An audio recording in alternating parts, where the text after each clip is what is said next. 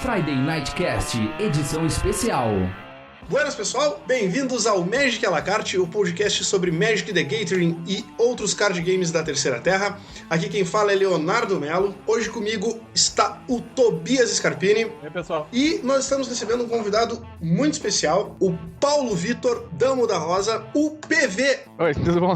Um dos jogadores de mais renome no Brasil atualmente, que vem falar com a gente sobre a vida de jogador profissional de Magic. Mas antes disso, vamos para a leitura dos e-mails e comentários. E-mails e comentários. Um grande abraço pro pessoal da Liga Magic, especialmente pro Pato Cards e pro Dial. Valeu, gente, obrigado pelo último episódio. Um abração especial pro Ted Birex, que fez nosso banner lá na Liga. Pro Pacto, que achou que o Pato tinha ido embora com o Osama. E também pro Real Torne, que recomenda todos os canais da Terceira Terra, principalmente pros RPGistas de plantão. Eu digo mais, pros RPGistas, pros trackers, pros gamers. Um abração também pro Silver Green, que se espantou que o Pato foi top player e elogiou muito o trabalho da Liga. Pro Júlio Celião, que nos corrigiu contra o Sonic, já que Celião é uma homenagem à sua mãe Célia. Abraço pra ela. E que tem também esse apelido desde pequeno. Um abraço também pro Master Blaster, pro Rudá, pro Royal Razek e pro Dooley. Pro Oder, pro Garotic, pro Carlos John e pro Kami. Pro Mr. Spot, pro Rudolf, pro BR Camus e pro Torgin. Sem esquecer também o pessoal que frequenta o blog da Arcana, em especial pro Gabriel, pro Sergian, pro Moacir, pro Gnomo Leonel, pro Gustavo Manfio, que mandou os parabéns pro Tobias por ter conquistado a vaga pro Nacional. E pro Java, que elogiou a qualidade de áudio do cast e perguntou se estávamos gravando em estúdio. Não, a gente não grava em estúdio. A gente grava no Skype e o nosso editor de áudio melhorou um pouquinho. E finalmente, um grande abraço para os participantes do Fórum TPK Brasil na Terceira Terra, nossa nova casa, e em especial para o Marcelo Dior, que nos recebeu de portas abertas e divulgou nosso podcast no último VTT News. O Diabético, que já conhece e participa da Liga Magic desde 2006, que sugeriu duas ótimas pautas. Uma sobre casual, que nós estamos acertando ainda, e outra sobre jogar e colecionar, que resolvemos incorporar nas perguntas que sempre faremos aos nossos convidados. Um abraço para o Daniel, o Cablin, que está esperando as edições antigas serem postadas lá na Terceira Terra. Isso já está sendo providenciado. Pro Robson Falcão, que é fã de carteirinha da Liga Magic. Pro Diogo, pro Carlos John e para todos que nos acompanham, mesmo sem comentar. Um abraço aí, pessoal. Magic à la carte. Sinta-se à vontade. Quem é o PV? De onde ele é? Quantos anos tem? E o que faz da vida? Bom, meu nome é Paulo Vitor, eu tenho 23 anos, eu sou de Porto Alegre, eu moro em Porto Alegre e eu faço relações internacionais na URGS, eu tô no segundo ano agora e eu sou um jogador profissional de Magic, basicamente. Um jogador profissional de Magic. Tem um monte de gente que não sabe que existe todo esse mundo profissionalizado. Quando é que tu começou a jogar Magic? Olha, faz bastante tempo, eu tinha 8, 9 anos, eu acho. Então deve fazer uns 14 anos, mais ou menos. 14 anos? O Magic tá com 18 anos. Começou nos primórdios lá do Magic, então. Tu lembra de qual edição? Qual era a edição corrente quando tu começou a jogar? Eu acho que era Homeland, Terras Natais. Nossa, que começo triste. Pois é. Tu começou jogando na loja, tu começou jogando em casa. Como é que foi esse começo? O começo era bem novo, eu jogava mais com os meus amigos no colégio, no intervalo, assim, no recreio. E depois eu passei a frequentar a loja, mas depois só bem mais pra frente, que eu comecei a ir regularmente na loja, assim. No começo eu jogava mais na escola mesmo. E de quando tu começou a jogar até tu começar a ter uma projeção, assim, até começar a se destacar nos torneios, quanto tempo levou, mais ou menos? Olha, o meu primeiro campeonato nacional foi logo depois que o Kai Bud ganhou o Mundial, em 99. 99 foi o primeiro ano que tu jogou o Nacional. Mas eu só comecei a ir bem mesmo em 2003, que foi o ano que eu joguei meu primeiro Pro Tour. Eu joguei um Pro Tour em 2003, um em 2004 e um em 2005. E daí em 2006 que eu alavanquei, por dizer assim, que eu joguei todos os Pro Tours, cheguei com um nível alto, né? Que teve o primeiro top 8 em Charleston, que eu ganhei o Nacional também em 2006. Então digamos que o ano mais importante foi 2006, que foi onde quebrou a barreira, digamos, do casual pro profissional. Quando foi pro mundo do Magic profissional.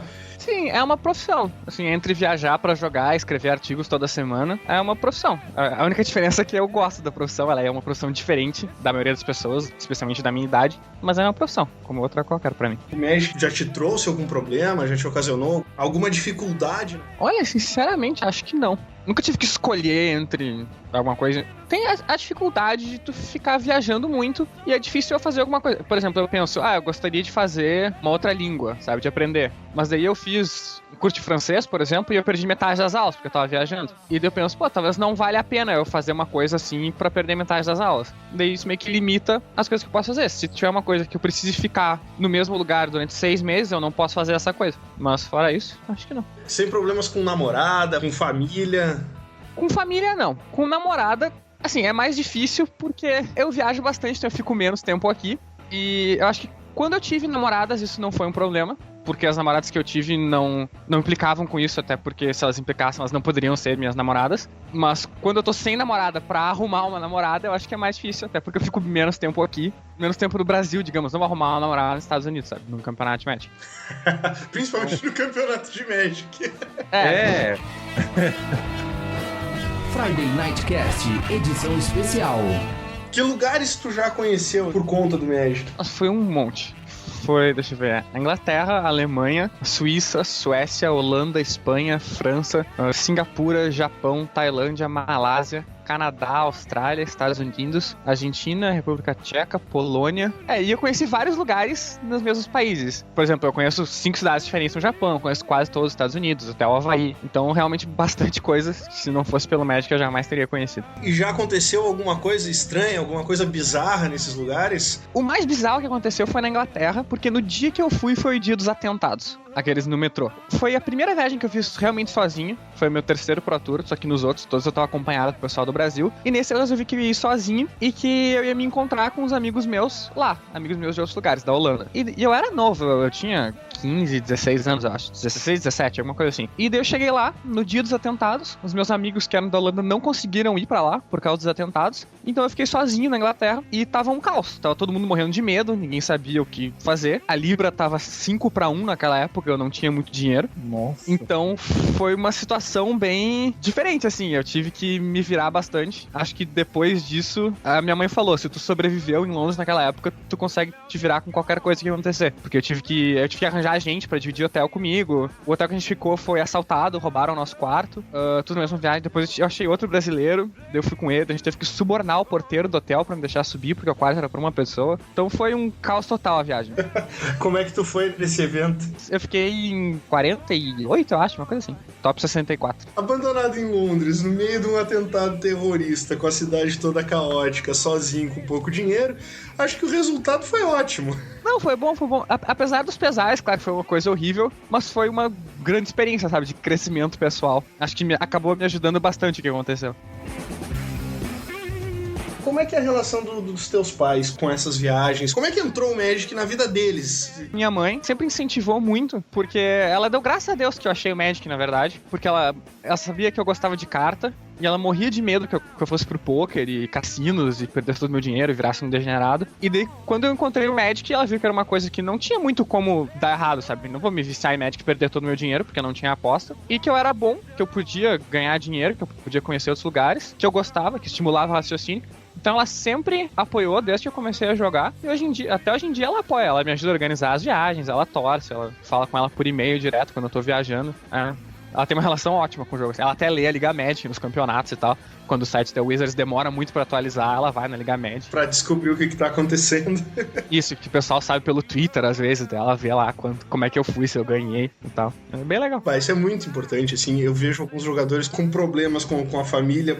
Tu falar que é um jogo de cartas, já tem todo um preconceito em relação a jogos de cartas. E até você explicar que não é um jogo de azar. Nem é tanto isso, é que também tem esse lado, claro. Mas tem o lado de que às vezes eles pensam... a pessoa tem que se dedicar tanto por uma coisa que não vai levar a lugar nenhum. Então, se tu tivesse, por exemplo, jogando, sei lá, Counter-Strike no computador o tempo inteiro que tu joga Magic, eles também não iam gostar.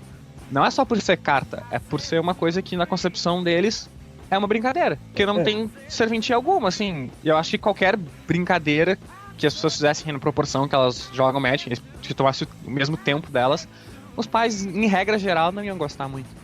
Eu não penso assim, sabe? Eu penso que se tu tá te divertindo e tu não tá perdendo a tua vida inteira por causa disso, se o meu filho vai fazer o que tu quiser, sabe? Só não se fixa demais nisso pra ignorar o resto todo. Mas eu acho que tem pais que não pensam assim. Que acham que é perda de tempo completa. Friday Night Cast, edição especial.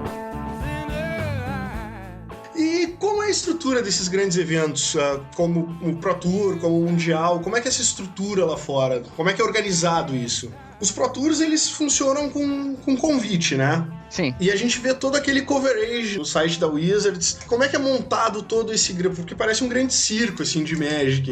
Assim, a estrutura é muito boa nos Pro Tours. Nos Grand Prix não tanto, mas nos Pro Tours no Mundial é muito boa. É muito bem organizado, tudo acontece no horário que é pra acontecer, sabe? Não é aquela coisa que nem a gente vê nos campeonatos que começa 2 horas depois, cada rodada atrasa 20 minutos. Tipo, às vezes dá problema na impressora, atrasa o campeonato meia hora, sabe? Já vi muito acontecer e nunca vai acontecer uma coisa dessas.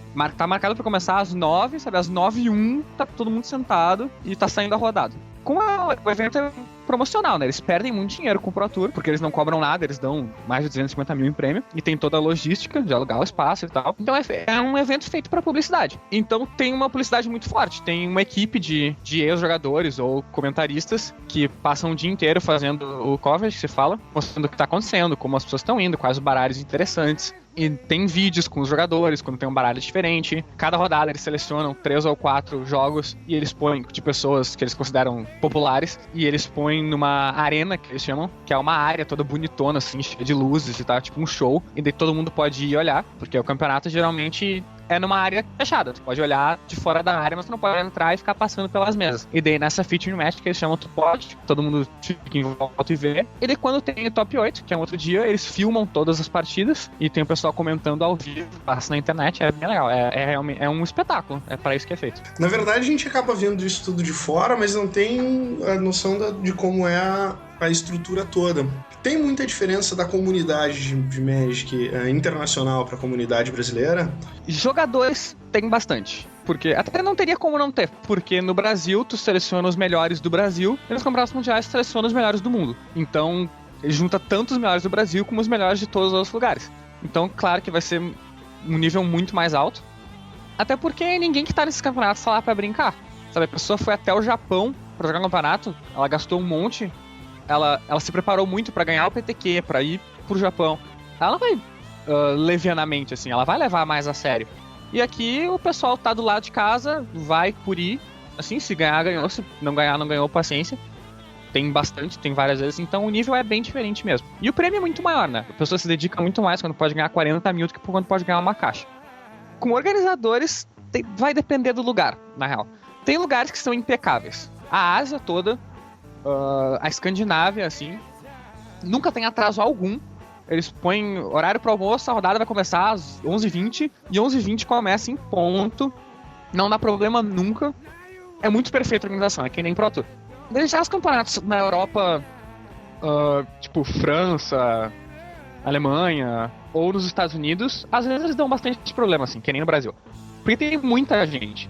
Tem campeonatos que chega a ter 1.500 pessoas, então não tem como ser uma coisa sem erro, básica, rápida, é impossível. Só o tempo de registrar, todo mundo já passa do horário que eles deveriam começar. Tem que sentar todo mundo, qualquer problema que der, todo mundo tem que esperar. Então a organização depende, às vezes é muito boa, às vezes é ruim que nem a daqui. A daqui também não é sempre ruim, às vezes a daqui é boa, mas em muitos casos é muito ruim, dá problema, tem que esperar. E em termos de imprensa, também é bem melhor, porque é um campeonato maior, tem mais... É a mesma coisa, você tá fazendo uma imprensa pro mundo inteiro, então tem que ser melhor. E aqui no Brasil, você tá fazendo uma imprensa pro Brasil, e até a maioria das pessoas que teria interesse em ver essa imprensa, eu acho que já estão jogando lá, nesses campeonatos. Por exemplo, no campeonato mundial, todos os brasileiros que jogam o campeonato brasileiro, que não foram pro mundial, acompanham. No campeonato brasileiro, todos esses brasileiros estão jogando. Então eles não estão necessariamente acompanhando essa. Então acho que tem um público-alvo menor. É uma proporção bem menor. Tu escreve pra quais sites? Hoje em dia eu escrevo só pro Channel Fireball. É www.channelfireball.com, que é um site todo aberto também. Qualquer um pode entrar e ler. Mas antigamente eu já escrevi para Brainburst e Star City. E os dois tinham a seção premium, que você tem que pagar para ler. Mas a comunidade ela é toda aberta. Os fóruns, que nem os da Liga Magic, são todos abertos. É só os artigos específicos que você tem que pagar para ler. Mas também não é muito. Não, é tipo $30 por ano. Sobre isso dá $3 por mês, sabe? Pra ler 3 artigos por dia. se tu levar a sério, também não é muito. Eu não consideraria como uma coisa fechada, sabe? Porque tudo menos esses artigos são abertos. Então, pra mim é tudo aberto. Como é que funciona a parte das viagens, cara? A partir de quando a Wizards te dá algum retorno? Assim, tem uma coisa que são os Pro Points, que é tipo um ranking, só que na verdade é bem mais importante que o ranking não é muito importante. Sempre que tu vai bem num campeonato grande, tu ganha esses Pro Points. E tem vários níveis que são lineares os Pro Points, por exemplo, 10 tu é nível 2, 20 tu é nível 3, ou 15 tu é nível 3, e assim sucessivamente. Agora eles botaram 2 níveis no meio. E dependendo do nível que tu tá, de quantos Pro Points tu tem certos benefícios. Então, se tu tem, digamos, 30 Pro Points, durante o ano, eles te pagam uma viagem pra um Pro Tour da tua escolha e te dão $1.000 quando tu for nesse Pro Tour. Se tu tiver mais 10 Pro Points, se tu tiver 40, eles já te pagam todas as viagens e te dão $1.750 pra ir pra cada Pro Tour. Então isso aí já paga a viagem e muito mais, porque eles estão te pagando a passagem e com $1.750 tu com certeza paga hotel, comida e ainda sobra dinheiro pra ir pra outros campeonatos. E eles fazem isso 4 vezes por ano, os 4 Pro Tours. Então, pra quem quer jogar Magic sério mesmo, assim, o nível alvo, o ideal, é o nível 7, que é 40 Pro Points num ano. Só que é bem difícil 40 Pro Points num ano, principalmente se tu não viajar antes. Pra tu conseguir 40 Pro Points, tu tem que viajar pra um monte de torneios, mas tu não tem os Pro Points ainda, então tu não tem as passagens. No começo pode ser caro, se tu te classificar por ranking, por exemplo, tu tem que pagar a passagem, que não é barata. Mas tem uma alternativa que são os PTQs, que é como a maioria das pessoas aqui consegue vaga mesmo. E se tu ganhar o PTQ, tu ganha a passagem. Tu ganhar a vaga e a passagem automático. Daí tu vai ter que pagar hotel e alimentação, mas comparado com a passagem é um custo bem menor. E daí tu vai ter que ir indo a partir desses. E outra alternativa do PTQ é o Nacional, que os 3 primeiros da equipe ganham, os 4 primeiros na verdade ganham a passagem e ganham o dinheiro da equipe de ir. Então é um bom campeonato pra começar, assim. Até porque no Nacional tu vai estar numa equipe, então tu automaticamente vai ter amigos no lugar. Tu nunca vai estar sozinho. Porque é do interesse de outras pessoas que tu vá bem também, por causa da equipe. Então cria um elo, sabe? Torna a viagem mais agradável. Se for a tua primeira viagem, mesmo que tu não conheça ninguém, tu vai acabar conhecendo. Porque vocês vão jogar junto num time e não tem como não conhecer. Eu sei que não dá pra escolher, mas se tu fosse escolher um campeonato pra começar, seria vai bem no Nacional, tipo, e daí joga o Mundial de graça. Quando eu comecei, o primeiro Mundial que eu fui foi em 2003. Daí eu não ganhei a vaga pelo Nacional, ganhei por ranking, mas naquela época a Devir pagava a passagem pra quem tava classificado. Então, mesmo eu ganhando por ranking, eles pagaram, eu fui. E hoje em dia eles não pagam mais, porque tem muita gente classificada. Naquela época eram os 8 primeiros, agora acho que são os 25 primeiros da América Latina que ganham vaga. Então agora é bem mais fácil conseguir vaga, mas tem que ter dinheiro pra pagar a passagem, senão não adianta a vaga. E daí se não tiver dinheiro, ou não tiver disposto a gastar pra uma aposta, que é, digamos, porque tu pode gastar e pode não dar certo. Daí tu tem que ganhar o PTQ ou ficar entre os 4 primeiros do Nacional. E esse programa é aqui no Brasil, né? Que o Brasil é um dos únicos que paga a passagem. Mas também o Nacional Brasileiro é um dos únicos que cobra inscrição. Então, na maioria dos lugares, como é um campeonato que te convida, tu só pode ir jogar quem tem vaga, não tem inscrição. No Brasil tem inscrição, mas eles pagam a passagem pra equipe, o que acaba dando mais dinheiro do que somar as inscrições. Então, pra quem tem alguma pretensão de ficar na equipe, é bom. É uma coisa boa que eles façam isso. Inclusive, eu acho justo, porque, na verdade, aqueles jogadores que se classificam no Nacional pro Mundial, eles levam tudo que os outros também almejavam. Então, sempre que vai a equipe brasileira, eu acredito que a maioria dos outros jogadores está torcendo muito pela equipe brasileira. Sim, com certeza. E é bom que eles fazem isso porque é muito decepcionante não ir a equipe brasileira, sabe? Tem que ir. A equipe brasileira tem que jogar o Mundial, sabe? Eles dão a passagem, eles dão hotel também, geralmente. Então não tem porque a pessoa não ir. Só se não tiver nada de dinheiro pra pagar, tipo, alimentação. Mas mesmo assim, tu ganha dinheiro pra ir lá, porque o prêmio mínimo do time é $1.000 pra cada um. Então, geralmente, sempre vai se pagar toda a viagem, o Mundial. Então, realmente, o Nacional é perfeito pra quem tá começando. Então tu tem que sempre manter os Pro Points. Eles de ano em ano vai resetando, assim. Daí, no ano tal, tu tem... Digamos que esse ano eu consegui 40 Pro Points. Isso me deu level 7, que é todos esses benefícios que eu falei. Daí, pra esse ano e pro próximo, eu vou ser level 7. Então, eu já garanti as passagens todas pra todo o ano que vem. Mas, a partir do começo do ano que vem, os pontos resetam de novo. Então eu vou ser level 7 com 0 pontos, eu vou ter que ir conseguindo os pontos ao longo do ano pro ano seguinte. Tá com quantos Pro Points esse ano, PV? Eu tenho 10 pontos nessa temporada. Pretende chegar com quantos no final? Olha, a meta é 50, que é o nível mais alto, que é o que eu fiquei ano passado, que é o que dá todas as passagens, todos os hotéis e dinheiro pra ir no Pro Tour e em Grand Prix. mas se não der 70, eu fico feliz com... Se não der nível 8, que é 50 pontos, eu fico feliz com 40 pontos, que dá todas as passagens. Que é realmente mais caro. Ainda mais no Brasil. Uma passagem pro Japão, por exemplo, é 2.000 e tantos dólares. Eu dou muita risada. Eu dou muita risada com as tuas histórias das conexões, das brigas com as atendentes dos aviões, enfim, Não, isso aí sempre tem. As conexões são sempre horríveis. Tá com 10 pontos nessa temporada, ainda tem mais de metade da temporada pra jogar. Na verdade tem 3/4 dela, porque já foi um Pro Tour, agora tem mais 2 Pro Tours de Mundial. Então se seguir na média, eu vou acabar com 40, que não é excelente, mas eu já fico feliz com 40. Menos de 40 eu não fico feliz, porque eu vou ter que pagar as passagens. E desde que eu comecei a jogar profissionalmente em 2006, eu nunca fiquei abaixo do nível 7. Seria uma decepção se eu ficasse esse ano.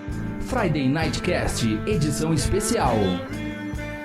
Qual é o segredo do sucesso, PV? Como é que é essa rotina de preparação para grandes eventos? A preparação de um profissional mesmo. Acho que depende, varia de pessoa para pessoa.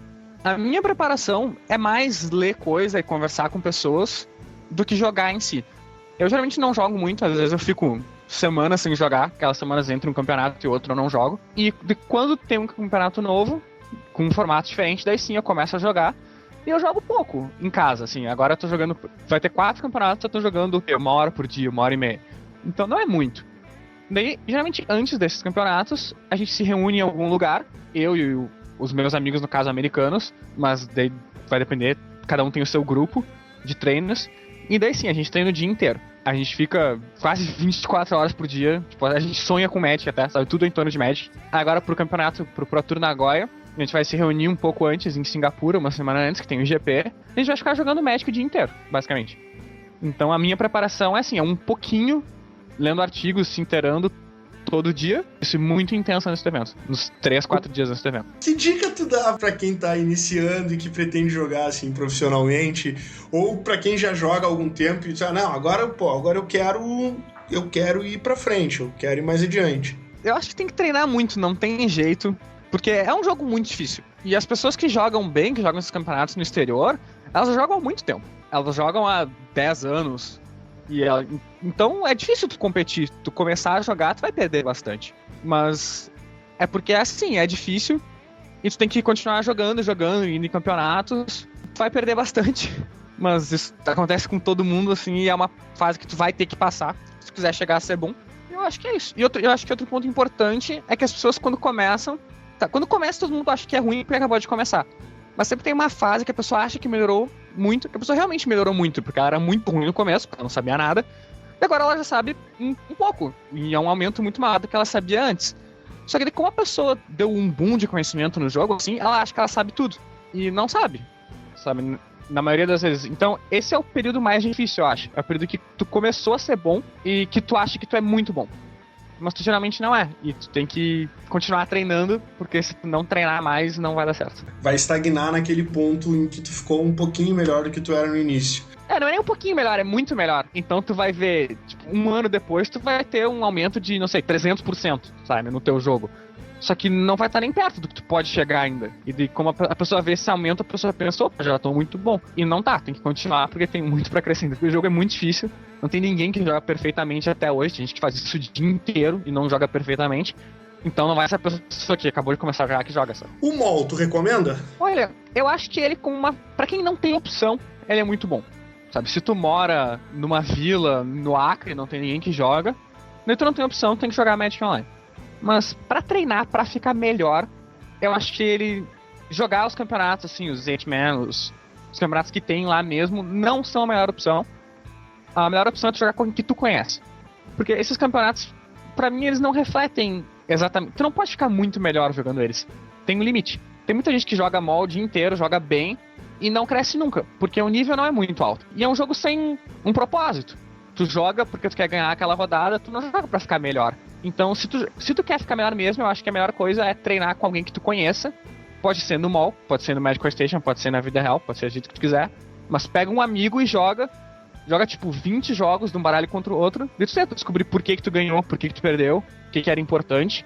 E tu vai repetindo isso com vários baralhos diferentes. E daí sim, esse é o melhor jeito de aprender, eu acho. No Magic Online, tu joga um campeonato de 10 rodadas, leva 10 horas. e tu joga 10 jogos. Agora, em 10 horas, eu com uma pessoa na minha frente, eu jogo 300 jogos, sabe? Porque é um jogo com um propósito. De novo, tu joga e acaba, tu joga de novo, tu não para pra nada. Então, eu acho que tu precisa de muito menos tempo. Tu jogando 1 hora com uma pessoa na tua frente, tu joga mais do que um campeonato de 10 rodadas na Magic Online. Eu sempre recomendo pro pessoal que tá treinando pra alguma coisa pra jogar com vários decks. E pra ver outras pessoas jogando com o seu deck pra ter perspectivas diferentes do jogo. Sim, eu acho que é importante também. Porque tu vendo uma pessoa jogar é uma ótica diferente, assim. Às vezes eu, olhando uma pessoa jogar, vejo um erro que a pessoa faz, que eu também fazia. E quando eu fazia, eu não via. Eu só percebi isso quando eu olhei o jogo inteiro. Olhei, por exemplo, a mão dos 2 jogadores e vi que tava errado, sabe? Então, olhando de fora, às vezes tu enxerga melhor do que jogando. Eu gosto bastante de assistir. Nesses treinos intensivos que a gente faz, eu não jogo o tempo inteiro, eu mais assisto do que jogo. Eu acho que eu absorvo mais. Mas eu acho que vai de pessoa pra pessoa. Eu acho que tem gente que não ganha nada assistindo, tem gente que ganha muito. E também, como tu falou, jogar com baralhos diferentes é importante, pra tu não ficar bitolado, digamos, pra tu expandir o teu universo. Até é importante também jogar contra o teu baralho, pra tu ter uma perspectiva de oponente. Jogar é sempre importante. O importante é jogar. Play the game, see the world. Magic à la carte. Sirva-se à vontade. Pra quem vai jogar esses classificatórios, pra quem vai jogar os regionais, qual deck tu recomenda no momento? Eu acho que tem 2 baralhos que são os que podem ser muito bons, que é o azul e branco, o Call Blade, que é muito bom faz tempo e continua sendo, e pelo jeito vai continuar sendo até a carta sair do formato, que é com Stoneforge Mystic, Jace e um monte de counter. E alguma coisa com aquele bicho novo, Deceiver Exarch e Splinter Twin, que é o combo infinito. Tu encanta o Splinter Twin no Exarch e faz criaturas infinitas. Só que esse é uma coisa que tá muito crua ainda. Não tem... Com outro baralho, Call Blade, tem gente trabalhando nele há muito tempo. Desde o começo do ano esse baralho existe. E esse novo não, ele é novo. Então eu não sei uma versão boa, mas eu acredito que se alguém tiver uma versão boa dele, é um baralho muito bom. Só que eu ainda não achei a versão boa, eu acho. Mas eu acho que é um baralho que tem potencial. Então eu jogaria ou do baralho azul e branco, se eu não conseguisse fazer o outro funcionar, ou eu tentaria fazer o outro funcionar. Que é o que eu tô tentando pro GP Singapura. Daí depois vamos descobrir se deu certo ou não.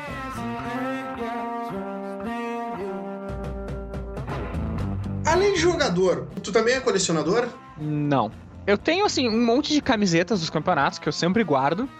E um monte de Spellgrounds, Playmats, aqueles tapetinhos, que eu também, sempre que eu ganho, eu guardo. Eu quase nunca vendo, nem faço nada. Mas eu não coleciono, sabe? Tá tudo num armário aqui e tá aqui, sabe? Porque tá, porque eu acho legal. Mas não coleciono nada. E carta também não. Eu quase não tenho carta. Eu tenho muitas, mas nenhuma boa, assim. As cartas que eu tenho é tudo de antigamente, que eu tenho milhares e milhares. Mas hoje em dia eu só tenho as cartas que eu pego em draft ou em deck selado, pré-release e tal. E o resto tudo eu pego emprestado pra jogar. Tu joga RPG também? Olha, eu não jogo. Eu já joguei uma época, mas eu joguei pouquinho, assim. Eu joguei 1-2 meses.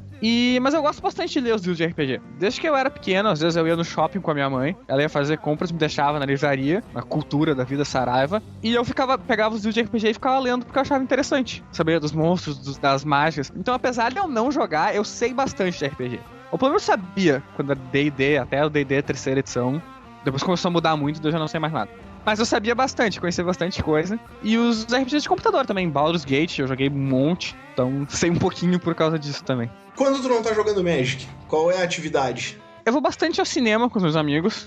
A gente se reúne bastante pra conversar, assim. Porque eu tenho 3 grupos de amigos. Na verdade, eu falo com os 3 meio que constantemente, que é os amigos do Magic, do colégio, da faculdade. Então... Não sei, a gente se reúne, a gente vai jantar, vai pro cinema, conversa. Com os meus amigos do colégio, da faculdade, eu jogo um monte de coisas, mas não Magic. Por exemplo, imagem e ação a gente joga bastante, sabe? Esse tipo de coisa, assim. Às vezes, truco, tipo, nunca Magic. E eu jogo Bridge também. Agora eu não tenho jogado. É um jogo de carta, que dizem que é pra senhoras idosas, mas não é. É bem legal, assim, é bem difícil. Eu jogo faz uns 3 anos já. Não profissionalmente, assim, porque eu não sou bom o suficiente, por enquanto. Mas eu já joguei na seleção brasileira juvenil, já fui competir. E antes eu jogava toda semana. Agora eu não tenho jogado muito, porque eu ando meio sem tempo, na real. Mas é uma coisa que eu faço, é uma das minhas atividades. E quais são os planos pro futuro, Pivera? O que eu tenho de planos, assim, é me mudar. Eu acho que eu em algum momento, não muito longínquo, eu vou querer me mudar do Brasil por causa de oportunidades. Sempre que eu quero conhecer, viver como é morar em outros lugares. Porque eu conheço os lugares, mas eu nunca morei num lugar diferente. E eu queria ver como é que é isso, como é que funciona. Acho que é uma experiência boa, que todo mundo que tem condições deveria fazer. E eu acho que eu só não me mudei ainda porque eu não sei pra onde eu quero ir. Mas com certeza vai tornar a minha vida do Magic mais fácil, porque qualquer lugar é mais perto do que o Brasil. Se eu for para os Estados Unidos, vai ser mais perto dos torneios. Se eu for para a Europa, vai ser mais perto. Então, e vai ser mais barato nesse sentido. Mas fora isso, não sei. Não sei o que eu quero fazer com a minha faculdade ainda. Com o Magic também. Vou continuar jogando, a princípio, até me pararem, assim. Sabe, acho que até eu ter uma família que eu preciso sustentar e que se eu não conseguir com o dinheiro do Magic, daí eu paro. Por enquanto eu vou levando, assim. E de plano mesmo é só me mudar, mas também é um plano muito vago, não sei quando, não sei pra onde. Só sei que eu quero em algum momento não muito distante. Friday Nightcast, edição especial. PV, muito obrigado pela tua participação. Obrigado pela oportunidade. Eu e o Tobias conversamos hoje com o Paulo Vitor Ramo da Rosa, o PV, o jogador brasileiro com maior projeção internacional no momento. Obrigadão, PV. Um abraço. Obrigado. Nos falamos no próximo Magic à la carte. Até mais, pessoal.